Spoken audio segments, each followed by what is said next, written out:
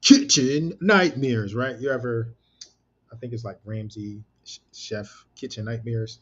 I'm talking about this client. So I run a marketing agency and I just happen to work with real estate entrepreneurs as agents, investors, coaches, people that want to make courses, whatever it is, right? So we help with like marketing and tech, we help with lead generation, you name it. And people always talk about the success stories, right? So and me too, because I'm big on testimonials. I like to show off my reviews. I like to show off all of the good stuff, right? But not a lot of people talk about the failures, right? So nobody has 100% success rate, no matter what people tell you. There are some failures. There are some bumps and bruises along the way. And there's this one client that I was like, I was going to take on, and I should not have taken this client on because this client was messy from the start, right? So messy, bossy, and it just happened to be a woman. Happened to be a woman. They always got something to prove. We can do it too, boss babes, all that stuff. So this was one of the worst clients, but I learned a lot from it. So there's a positive. But this is one of the worst clients. It started off like it didn't even start off great. So I took on this client, and because I like challenges, I don't like things to be easy. Typically, I'm competitive. I like challenges, whatever. And I was like, I can't wait to kind of take this client on. But I didn't have the understanding that this client would just be resistant the whole entire time, right? Challenging me, challenging my teammates, my employees, my contractors. They're challenging everything. They think they know it all, or they think they know the best thing. And I just took them on, and I shouldn't have took them on. They were this person late, right? Showing up to calls late, showing up to meetings late. I asked this person to attend some like speaking engagements, right? For the sake of their business, I'm like, show up here, do this. Late, late, one time, two times, three times. This person late like 4 or 5 times, and not 4 or 5. I'm being a little bit exaggerative, but at least 3 times this person was late, and I was like, no, they'll do better. So let's give this person another chance. One time, before like I started like our like marketing stuff for real estate people, I was part of this board here in our area, and I was like, "Yo, come speak." I asked the person to come speak, and their session, this person, she fell asleep. So she was part of the panel, and she fell asleep, right? And so the meeting's happening, and we're like, "Oh, where's the speaker? Where's she?" And for hours later, after the meeting ended,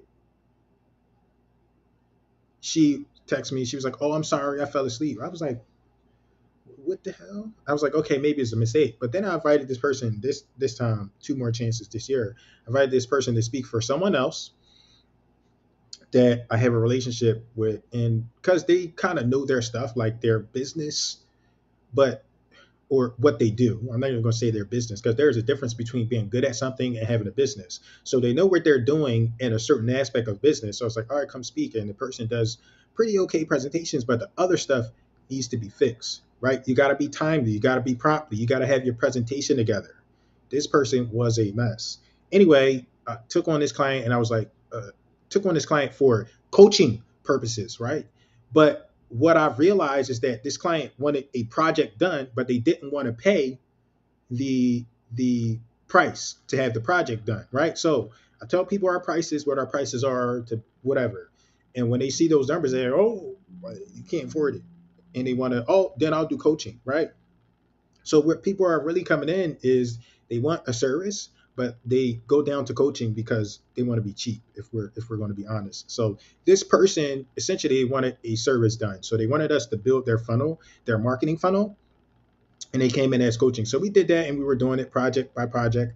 I give an hour a week for the client or the customer, whoever comes on board, for some coaching, and everything that I was telling this client to do, she happens to be too busy to do any of it, right? And then like the last month, this person wanted everything done. And the entire time this client was on board, she was uncommunicative, right? They did not communicate. And then when it's like, okay, time is coming close, guess what? Responding. I need this, I need this, I need this change, I need that change. Giving us all this feedback and input. Can you fix this? Can you move this here?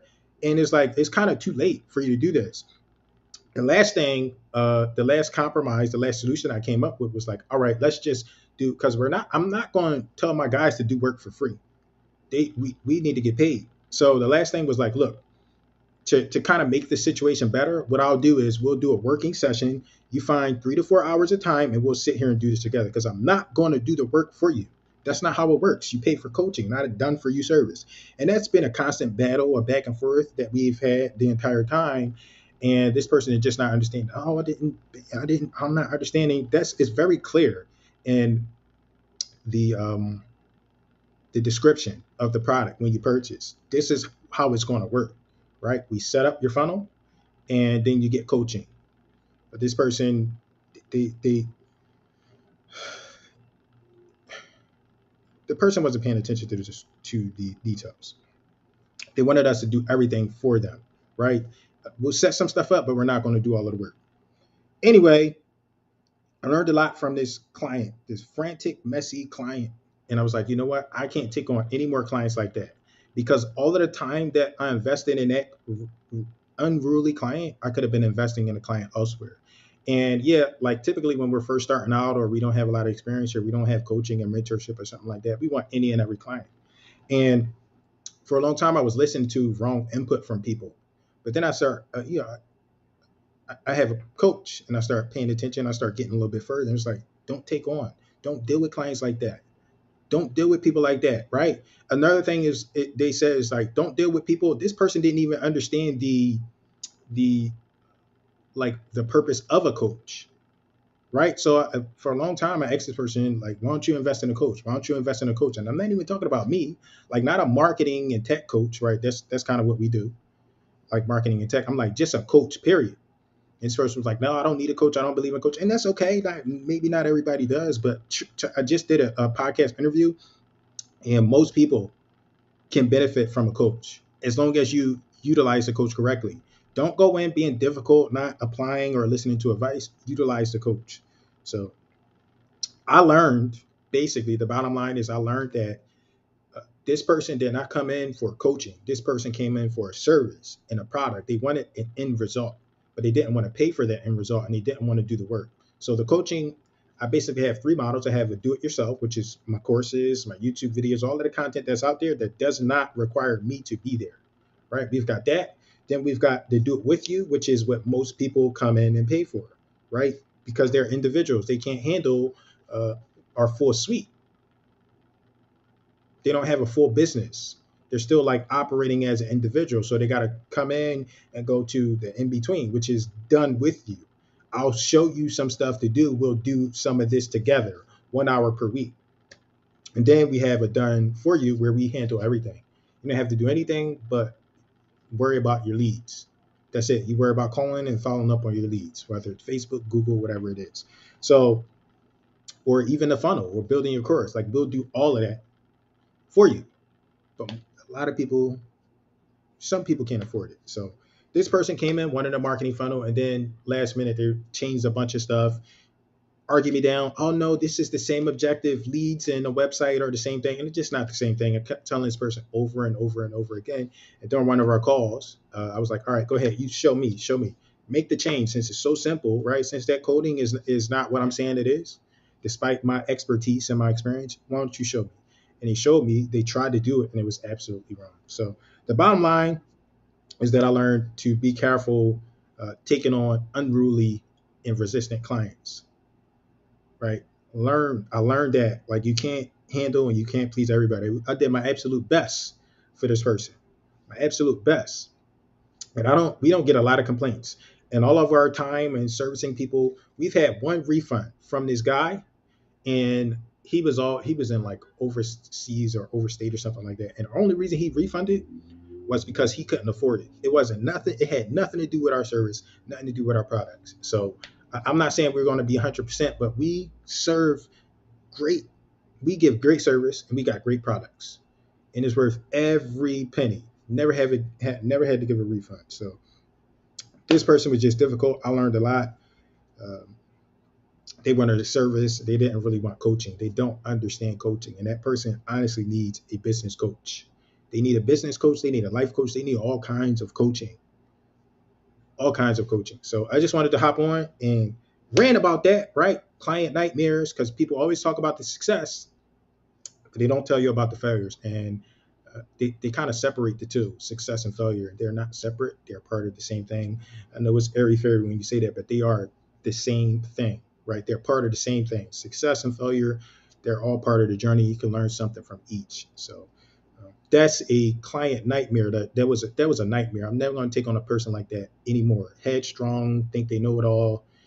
That was a mess. So aside from that, again, hundreds, thousands of satisfied clients, and then we got that one client. So I'm gonna stop ranting. I appreciate you watching. I'm likely the reason why I'm talking about this because I have a process, right? I come in, and that's why I like video. I come in, I do my video content, then I have my video content turned into text content. So most likely the stuff that I'm talking about here is going into the newsletter. So instead of me having to write it all out, I did a video, and the video will be transcribed and will put into the newsletter. And this will be a lesson on and a case study on why you shouldn't deal with difficult clients. Right. So I appreciate you watching, and I'll see you on the other side. Bye bye.